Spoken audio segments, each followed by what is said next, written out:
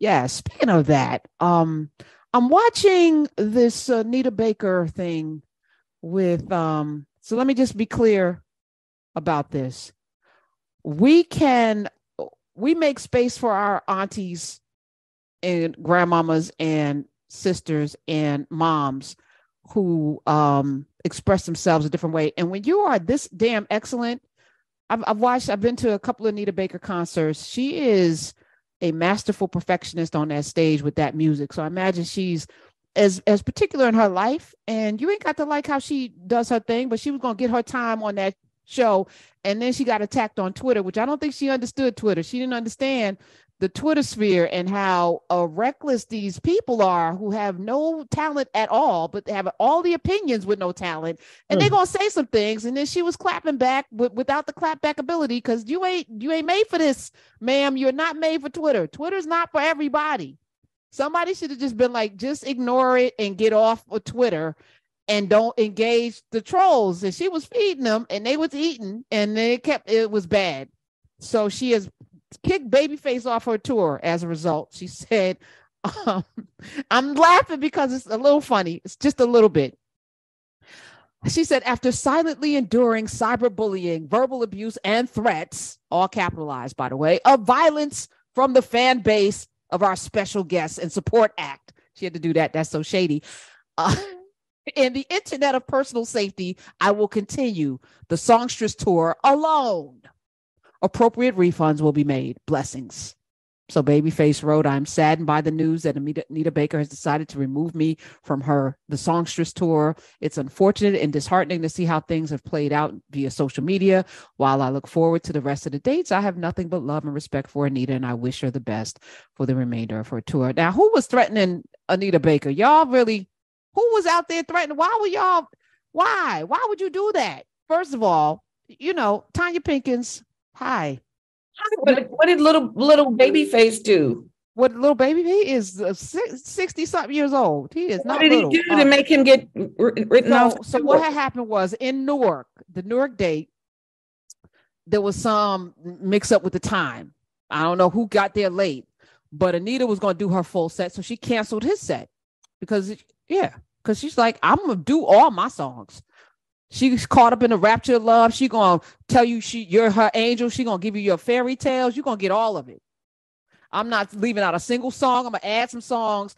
I'm getting my time. So the only thing that's gonna be missing is Babyface. But the problem is people be showing up for Babyface too, because that's a great opening act. When you think about Babyface, I'm not just thinking about his songs. I'm thinking about Red Light Special and Can We Talk? We think all of these songs. Babyface done. I went to print out all of his songs, because I first ran into him not with After Seven, but with that Tony Braxton, to coordinate that movie that he did the whole soundtrack, and he came back with shoop shoop shoop it. I mean, that whole soundtrack, like his damn discography is sickening.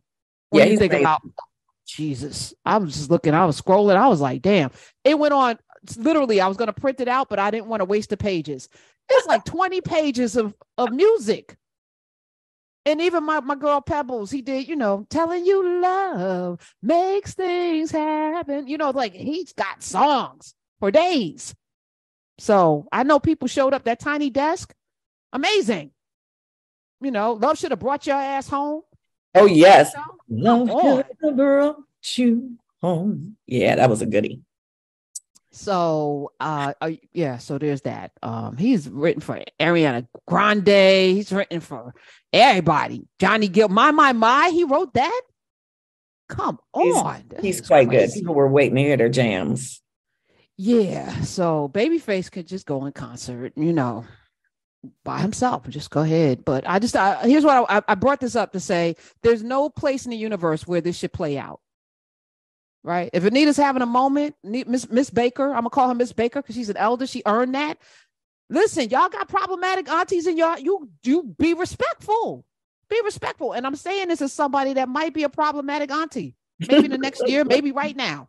You gonna respect my ass when I'm out in the streets acting crazy. You just gonna be like, okay, she's having a moment, and you gonna give me my respect.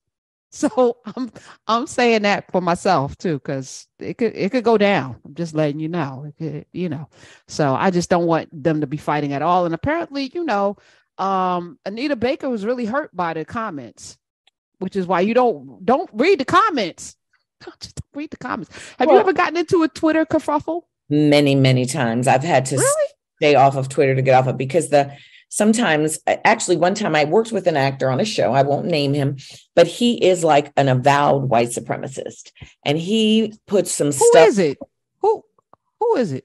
I don't even know his name, quite frankly, but he's been in a lot of stuff. I was in John Voight.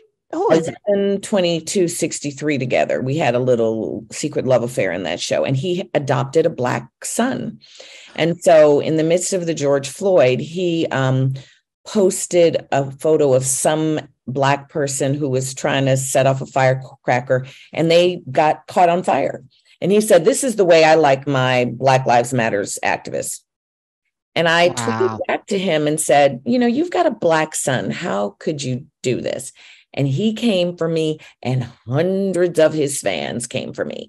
And for about a day or two, I, got down in the mud with them, because sometimes it's nice to get in the mud because they think you won't go low. And I can talk about your mama too.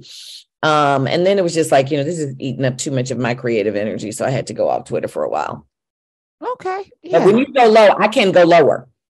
You're from Chicago. Of course. If you are black, it's right there. Like, I don't care how much money you have. I don't care how many things you've been, how many awards you have. If you black, you are really holding back. People need to know this. This is, there are levels and depths that can happen if you are black. And it's right there. It's right there. That happened to a girlfriend of mine once. She used to have a rough time on holidays, so I would do holidays with her.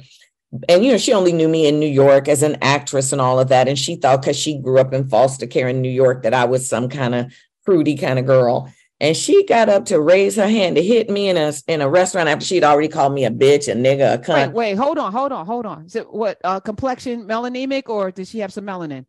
She was a Black woman. Okay. But wait, first of all, you let her call you a bitch in a restaurant? Because she was crazy. Do you know what I mean? Okay. Sometimes you have crazy people and you just like, she crazy. So I was just like, But that made it worse. Getting a rise. She wasn't getting a rise out of me. Yeah. She raised her hand to hit me. And I was like, now, bitch, if you hit me, we're going to be two niggas rolling around on this floor. And I'm going to not the N-words. Okay, not at all. Just went left. Okay. Where did this go? Okay. And then she just began clutching her pearls. I'm going to tell everyone what an awesome person you are. And I'm like, I am not the one to threaten. I know all your business. I will put it all on the street. I'll take out a damn website. Oh, and I think you would too. That person. Okay. Note to self. But I knew this already. And then people also need to know that part. Some of us don't care. So there's that. People be playing in people's faces, not even really knowing what they're getting into. So I just want everyone, if you participated in any kind of Anita Baker slander or Babyface slander, stop it. Let them work. They grown folk. He's off the tour. He gave a nice message. You ain't got to defend him. He got a lot of money. He don't need nothing from nobody. He's all right. Okay.